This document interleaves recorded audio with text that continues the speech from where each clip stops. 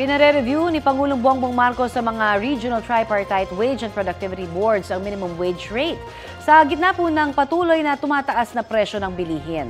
Sakaling kailanganin, kakayanin pa ba ng mga employer na magtaas sahod? Talakayin natin yan kasama si Employers Confederation of the Philippines President Sergio Ortiz Luis Jr. Magandang umaga at welcome po sa Balitang Hali. Magandang umaga sa inyo, si Rafi Bato at si Cody. Opo. Good morning po sa inyo. Good morning ito sa ating mga nanonood. Opo, ito sabi nga ho namin taon-taon naman na gustong i-review ni Pangulong Marcos sa minimum wage rate ng kada rehiyon. Kung sakali ho ay kakayanin ba na magtaas ng sahod taon-taon? Well, alam naman nyo na yung sinabi ni Presidente basically is saying that gamitin natin yung Regional Wage Board. Taon-taon, ginagawa niya sa yan. So, sinasabi nga namin, very clear message yun sa mga nagsusulong para legislative wage hike na yun ang gusto ng Pangulo na daanin doon at yun ang objective way of doing it.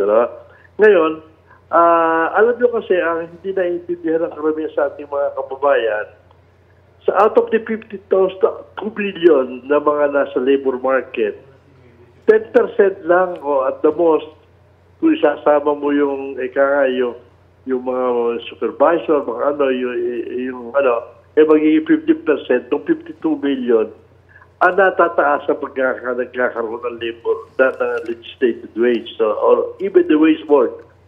O yung 85 to 90% na iba, walang mga employers yan Yun ang siguro inaalala ng Presidente na kaya niya sinasabi na pabayaan niyo babalansin ng wage board. Yan, taon-taon ginagawa nila yan.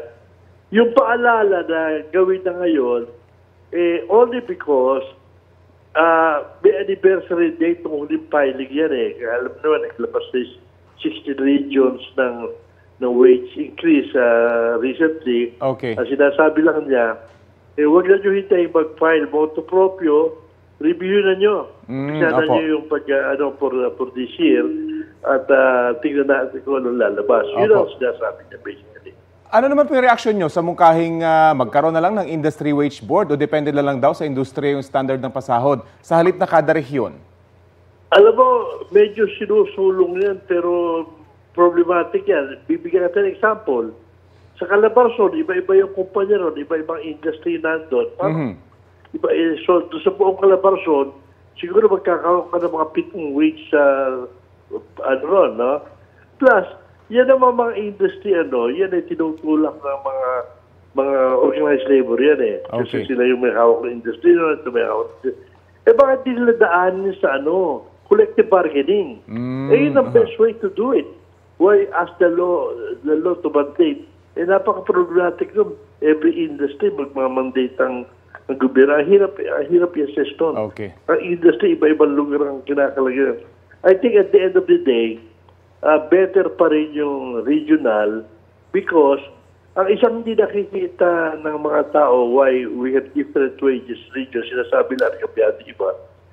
That was one way, nung araw na natatanda ko, nilagay yan para noon yung mga kumpanya mainggan niya mag-invest na region.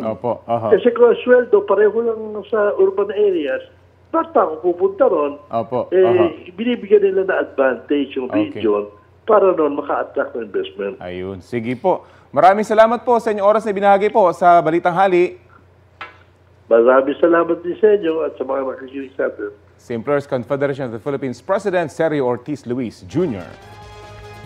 Kapuso, alamin ang maiinit na balita. Bisitahin at mag-subscribe sa GMA Integrated News sa YouTube. Sa mga kapuso abroad, samahan nyo kami sa GMA Pinoy TV at sa www.gmanews.tv.